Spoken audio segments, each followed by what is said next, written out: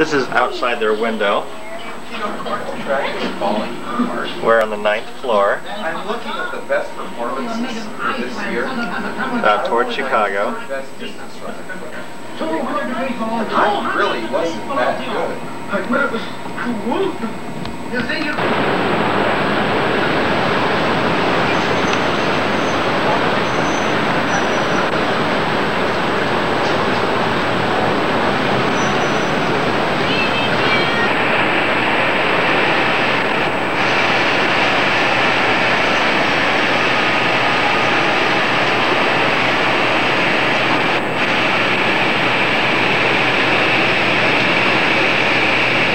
Got one at the front of the building, right?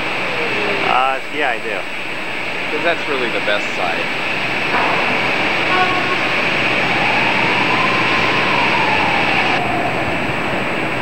Side Loyola University. Matthew, what's the name of that big building? Hancock Building. We're gonna go eat hot dogs now. Let's go.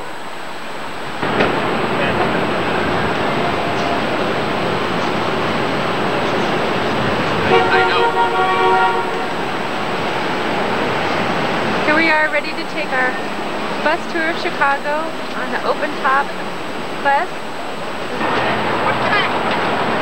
Here we are, ready to take our bus tour of Chicago on this bus. The happy travelers, struck by Wanderlust and Geppetto's Pizza, about to embark on their tour of Chicago. We see through the viewer screen Loyola University, whose alma mater is, "If I only had a brain." Here we are, turning left. Oh, that's the water tower, which did nobody any good during the Great Chicago Fire of 1872. Here we are, riding down Michigan Avenue, looking at various nondescript tall buildings. We're now looking in the windows of stores within which we don't have the money to shop. To our right, a new hotel is being put up. Here we have the Tribune Tower, home of Chicago's only real newspaper, and the tallest Gothic structure in the United States. Now here we're looking across the Michigan Avenue Bridge. The black building in the middle is the Carbide Building. Now we're turning onto Wacker Drive, a street whose name provokes all sorts of comments from tourists. We're now looking at the Wrigley Building, which is owned by the people who make the gum.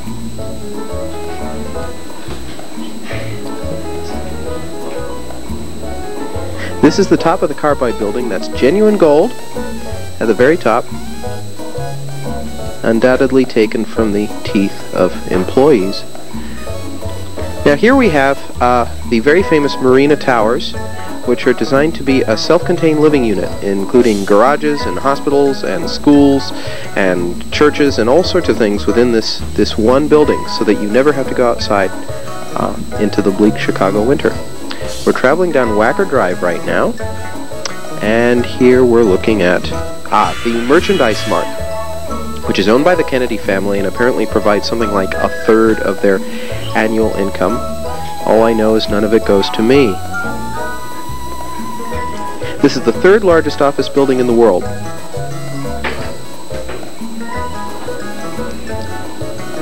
And here we appear to be looking at lots and lots of glass.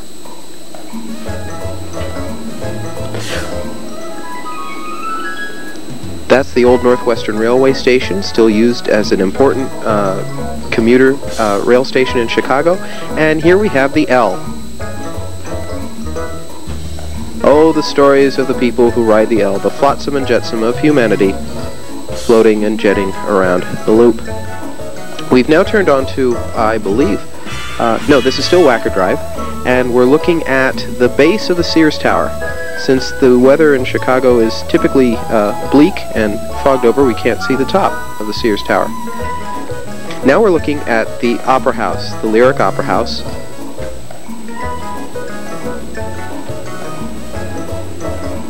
Now we're looking at the back side of the Sears Tower.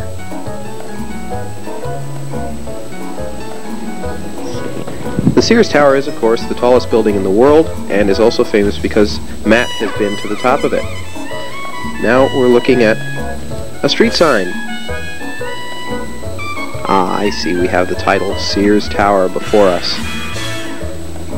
A title which may soon change if the Sears Company is able to sell the building to some Japanese investors.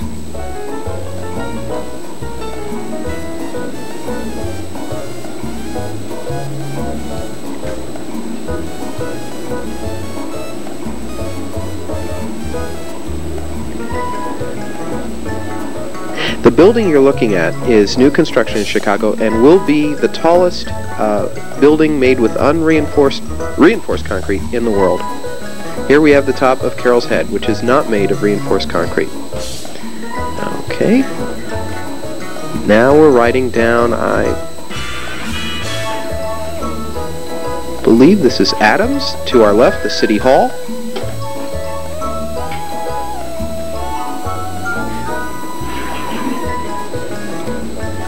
Now we're looking at the Daily Plaza, so named because it's a plaza every day, and the famous statue by Picasso. He said that this was a depiction of his wife. Picasso, not one of the great feminists of the world. And this is the Daily Center, named after the former mayor. This is the clock of Marshall Fields on the corner of Washington and State. And it is traditional in Chicago to meet people under the clock of Marshall Fields. We see the L going by in front of us, and the department store itself. We're now traveling north down Michigan Avenue, and we're looking at the Art Institute of Chicago. Now we're looking at Orchestra Hall, home of the Chicago Symphony Orchestra, and now we're looking at the back of Aaron's Head. Orchestra Hall is named after Theodore Thomas, the founder of the orchestra, and there he is right now, waving at the camera. And there's his lovely sister-in-law, and his lovely nieces and nephews, and his lovely wife. And there's a small animal. No! Here we are at the entrance of Grant Park, named after one of the most corrupt presidents in the history of the United States. He was, of course, a Republican.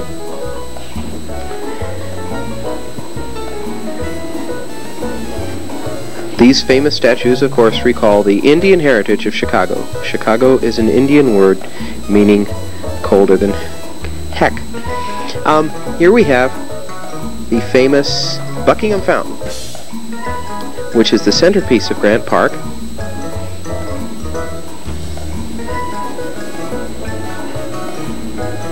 And the Chicago skyline as visible from the park. Buckingham Fountain was established by the Buckingham family with a separate trust. It's not part of the Chicago Water Authority at all. That water comes directly from Lake Michigan. Drink at your own risk.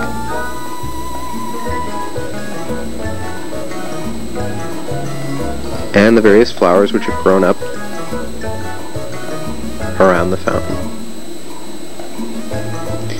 Here we have the tops of more heads. No. We're looking at more of Grant Park here. We're approaching the Field Museum, named after Marshall Field, who paid for the museum, and who single-handedly ransacked most of the ancient world in order to bring the various exhibits to the museum. At any given time, something like only 5% of the holdings of the Field Museum are on display. Here we have the skyline of Chicago, again, from the steps of the Field Museum. Here we have the Adler Planetarium, and nearby the Shedd Aquarium.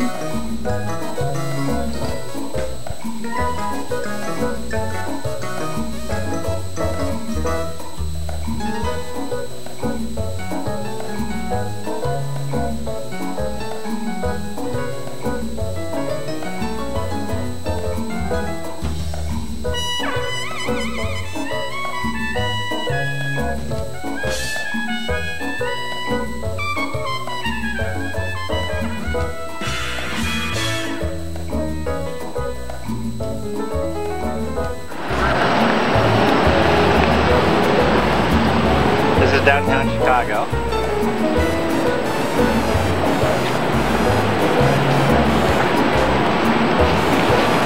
Going toward the river.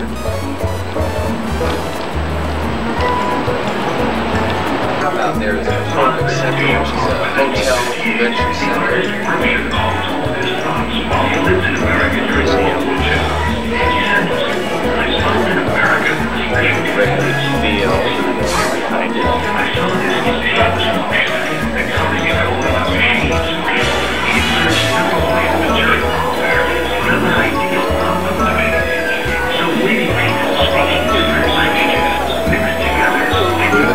Union Station is just down here.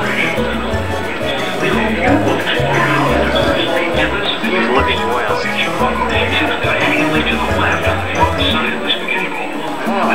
That's University of Chicago. Unique in that it is wider at the top than at the bottom.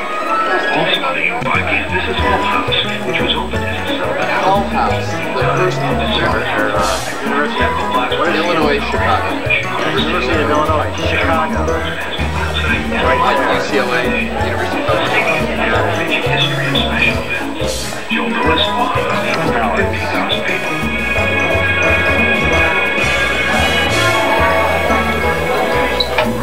Basketball game going on there.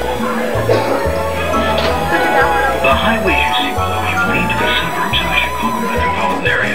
The major highways converge here on the west side of the city. On a clear day, we could see where we live. This is looking north, you're looking at the Hancock, you're looking at Bloomingdale's, which is the thing next to Hancock to the left. In between them, the Playboy Tower, the one with the little thing sticking up. Tribune Tower and Wrigley Building down there. Mercantile Exchange, you see how big it is. Now that's that world's third largest office building.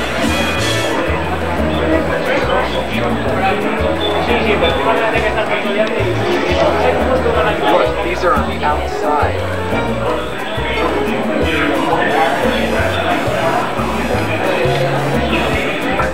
The tallest wall-bearing structure in Chicago.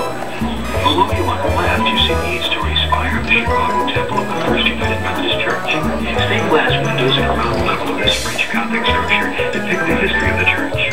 The tall building diagonally to the right of the church spire is the First National Bank building, the exact geographic center of the building.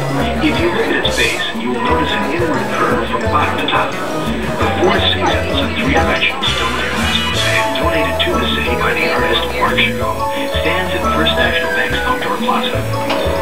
The white pointed building to the left of First National Bank is Associate Center, which has a sloped glass roof facing the lake on the opposite side. The very tall white building toward the lake is the Emerald Building, the fourth tallest building in the world. 43,000 marble slabs that cover the surface are from the same region in Italy from which Michelangelo obtained marble for many of his sculptures.